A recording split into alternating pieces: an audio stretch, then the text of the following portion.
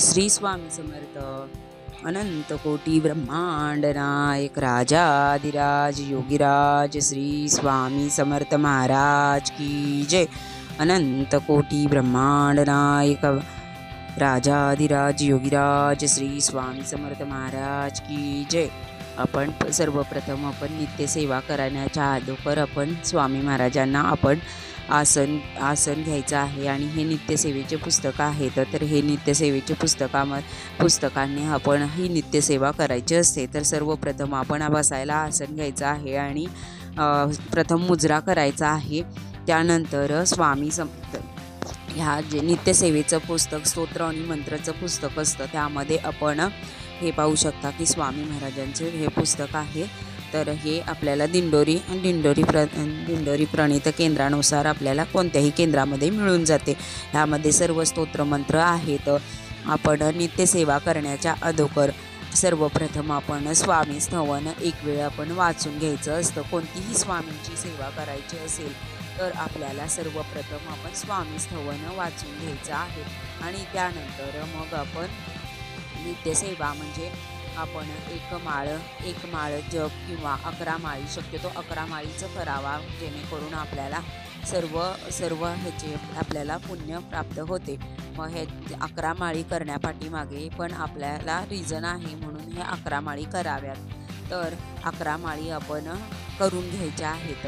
मी तुम्हाला 11 माळीचं पण काय कारण आहे हे पण सांगणार आहे. तरी तुम्ही हा व्हिडिओ स्किप न करता नक्की पाहावा. आणि स्वामी चरित्राचे जे आपले सार अमृत आहे हे आपण रोज आपण क्रमशः 3 अध्याय करायचे असतात. तर 3 अध्याय करायचे असतात. तर हे क्रमशः आपण 3 अध्याय करणार आहोत. तर पहिल्या दिवशी ह्याच्यामध्ये एकूण टोटल 21 अध्याय आहेत. तर आपण पहिल्या दिवशी 3, दुसऱ्या दिवशी 3 म्हणजे पुढचे 3 म्हणजे 4, 5 आणि 6 अशा पद्धतीने पुढचे 3 करत आपण जायचं आहे. आणि हे आपले 8 दिवसामध्ये आपले हे पूर्ण पुस्तक वाचून होते, म्हणजे स्वामी चरित्र हे पूर्ण वाचून होते.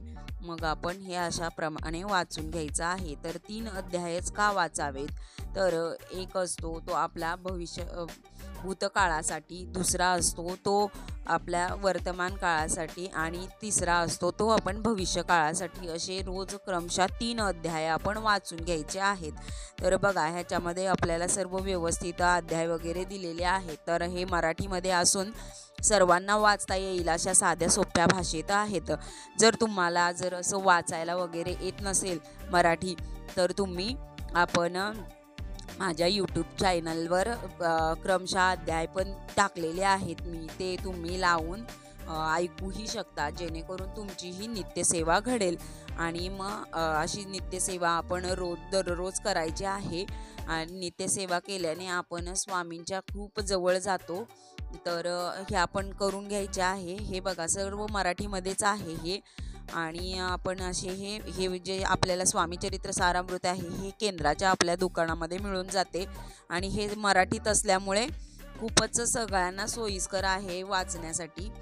तरी तुम्ही हे वाचू शकता. हे बघा, पूर्ण अध्याय आहे, त्याच्यात 21 अध्याय असतं आणि छोटे छोटे अध्याय आहेत, असे काही मोठे नाही आहेत. तुम्हाला पहिल्या 1-2 दिवस तुम्हाला त्रास होईल हे वाचायला, जर कठीण आपल्याला म्हणजे मराठी वाचायला येत नसेल त्यांना. आणि ज्यांना वाचायला येत असेल तर हे एकदम सेवा आपली ही 15-20 मिनिटामध्ये होऊन जाते. तर ही आपण सेवा दररोज करावी.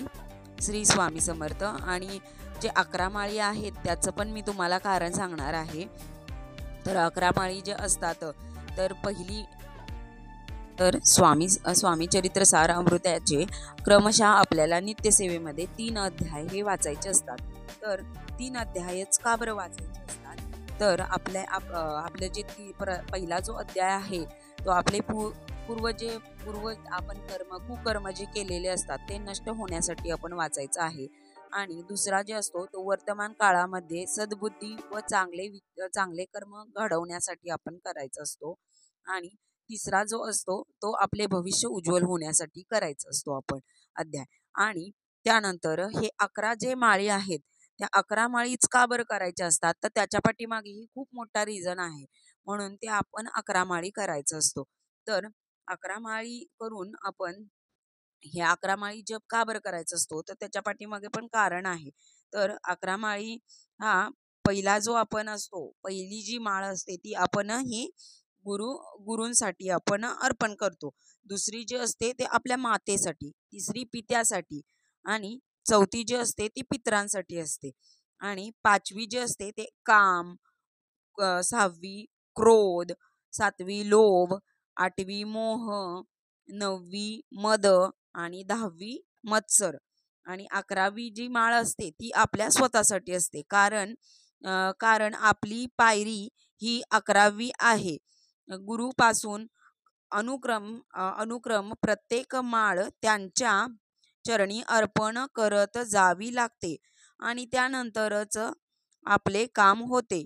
कारण षडरिपू आपल्या आध्यात्मिक मार्गामध्ये बाधा आणण्याचे बाधा आणण्याचे काम करत असतात.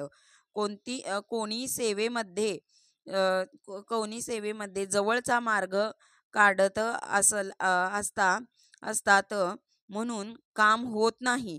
म्हणून म्हणजेच पहिल्या पायरीवरून एकदम 11वी पायरी गाठायचा प्रयत्न करेल तर तो तोंडावर पडू शकतो. म्हणूनच मग आपण क्रमशः जाऊन 11 माळी जप करायचा असतो. तर हे 11 माळी का बरं करायचे असते, तर मी तुम्हाला आता हे कारण सांगितलं. म्हणून आपण आता ह्या जर दगदगीच्या वेळी आपण एकच माळ केली तर आपली ही माळ जी असते ती आपल्या गुरुलाच जाते. मग त्यामुळं मग आपण शक्यतो 11 माळीचं जप करायचं असतो. 11 माळी आपल्याला होऊन जातात. ते एक अर्धा तासच लागतो. तर अर्ध्या तासामध्ये होऊन जातात. आपली ही जी सेवा असते ती आपली पाऊण तासामध्ये होऊन जाते. आणि पहिल्या वेळेस आपल्याला 1 तास लागेल. दुसऱ्या दिवशी, तिसऱ्या दिवशी असं करत आपल्याला कमी वेळ लागत जातो. म्हणून ही आपण नित्यसेवा करायची असते. नित्यसेवा केल्याने आपण आपल्या गुरूंच्या जवळ जाण्याचा एकमेव मार्ग आहे. श्री स्वामी समर्थ. जय जय स्वामी समर्थ. तुम्हाला व्हिडिओ आवडल्यास लाईक करा, शेअर करा आणि सबस्क्राईब करा, म्हणजे जेणेकरून मी असे नवनवीन व्हिडिओ टाकत जाईल ते तुम्हाला कळेल. श्री स्वामी समर्थ.